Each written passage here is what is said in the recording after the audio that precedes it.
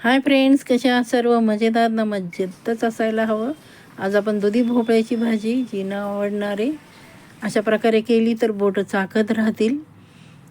हे बघा, अशा प्रकारे मी कोवळा लुसलुशीत असा दुधी भोपळा घेतला आहे. खूप कोवळा आहे. स्वच्छ धुवून घेतला आणि त्यानंतर आपण त्याच्यावरचं साल काढणार आहोत आणि जो मधला भाग आहे तो पण काढणार आहे. कोवळा आहे तरी पण काढणार आहे, कारण भाजी जास्त प्रमाणात होईल. हे बघा, अशा प्रकारे मी मधला भाग आहे तो पण काढून घेतला. वरचं साल आहे ते पण आपण पिलरच्या साह्याने काढून घेतलं. त्यानंतर बारीक बारीक त्याचे पीसेस केले. हे बघा, अशा प्रकारे. त्यानंतर कोथिंबीर, एक टॉमॅटो आणि लसूण चिरून घेतला आहे. अगदी साध्या सोप्या पद्धतीने बनवणार आहे, त्यामुळं पूर्ण व्हिडिओ पाहायचा आहे, स्किप न करता. त्यानंतर आपण सर्वप्रथम मोहरी घालून घेतली आहे तेलामध्ये. छान मोहरी तडतडून द्यायची. त्यानंतर त्यामध्ये जिरे घालायचे आहे, म्हणजे भाजीचा स्वाद खूप छान लागतो. त्यानंतर आपण जिरे घालून घेतले आहे. जिरे पण छान असे चटकून द्यायचे आहे. त्यानंतर लसूण घातला आहे, जो आपण बारीक चिरून घेतला आहे बघा, आणि छान अशी त्याची फोडणी द्यायची आहे. खूप सुंदर साध्या सोप्या पद्धतीने पण एकदम चविष्ट लागते भाजी बघा मैत्रिणींनो. त्यानंतर आपण जो भोपळा, दुधी भोपळा बारीक चिरून घेतला होता तो त्यामध्ये घालणार आहोत, आणि जो बारीक चिरलेला टॉमॅटो आहे तो पण त्यामध्ये घालून घेणार आहोत. खूप सुंदर टेस्ट लागते. अशा प्रकारे अवश्य बनवून बघा, आणि बनवल्यानंतर दुधी भोपळा न खाणारे पण आवडीने खातील, एवढी छान दुधी भोपळ्याची भाजी तयार होते मैत्रिणींनो. त्यानंतर आपण चवीप्रमाणे त्यामध्ये मीठ घालणार आहोत,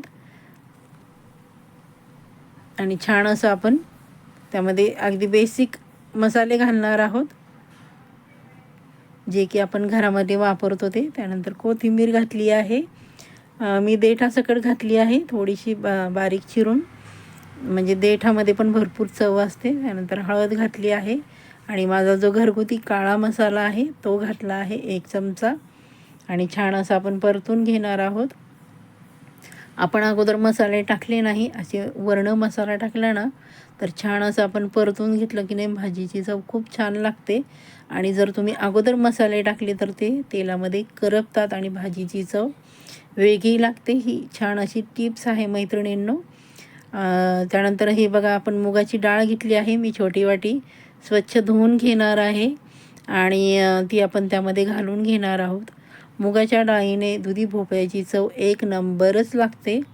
तुम्हाला हवं असेल तर तुम्ही दुसऱ्या कुठल्याही डाळीचा इथे वापर केला तरी चालेल, पण मुगाची डाळीची चव ही अप्रतिम असते. त्यामुळे मी मुगाची डाळ, शक्यतो माझ्या सर्व भाज्यांना मुगाच्या डाळीचाच जास्त वापर असतो. आणि त्यानंतर आपण छान असं हलवून घेणार आहोत. सुंदर आणि करायला एकदम सोपी अशी दुधी भोपळ्याची भाजी. त्यानंतर मी गरम पाणी त्यामध्ये घालणार आहे आवश्यकतेनुसार, जे दुधी भोपळा शिजेपर्यंत आपल्याला जेवढं पाणी हवं आहे त्या प्रमाणात.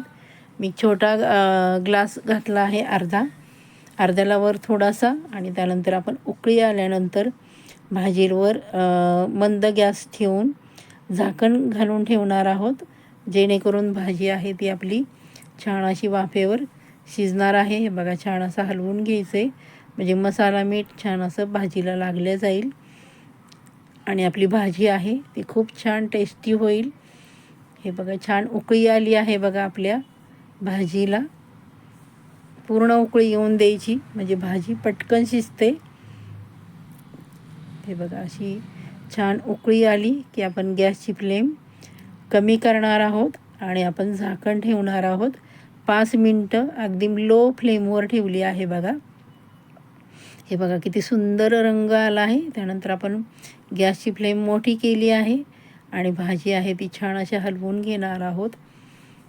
हे बघा, अजून भाजी आपली शिजली नाही, छान हलवून घ्यायची आहे, आणि पुन्हा आपण 2 मिनटासाठी झाकण ठेवणार आहोत. दुधी आपला कोवळा आहे पण लवकर शिजतो, पण वाफेवर आपण छान शिजवलं की भाजीची चव पण छान लागते. त्यानंतर मी जाडसर शेंगदाण्याचं कूट घालून घेणार आहे, त्याने खूप छान चव लागते. तुमच्याकडे शेंगदाण्याचा कुटाचा वापर करत नसेल तर तुम्ही ओलं खोबरं वापरलं तरी चालेल. आमच्याकडे ओल्या खोबऱ्याचा वापर केला जात नाही, शेंगदाण्याच्या कुटाचाच वापर केला जातो. मी थोड्या प्रमाणात घातला आहे, पण तो जाडसर आहे त्यामुळं तो भाजी खाताना छान असा दाताखाली येतो. त्यामुळे आपल्या भाजीची चव खूप छान लागते. पुन्हा आपण 2 मिनटं झाकण ठेवणार आहोत, म्हणजे कूट आहे तो पूर्ण भाजीला लागल्या जाईल.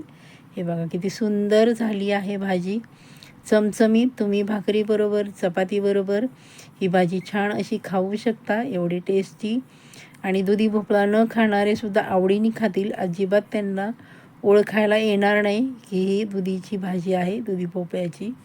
ती तुम्ही भाकरीबरोबर, चपातीबरोबर किंवा भाताबरोबर तोंडी लावण्यासाठी खाऊ शकता. अशी अप्रतिम आपली दुधी भोपळ्याची साधी सोपी पण चविष्ट अशी भाजी तयार झाली आहे मैत्रिणींनो. चला तर मग रेसिपी जरी आवडली असेल तर एक लाईक करा, छानशी कमेंट करा, सबस्क्राईब करा, तुमच्या मित्रमैत्रिणींमध्ये शेअर करायला अजिबात विसरायचं नाही.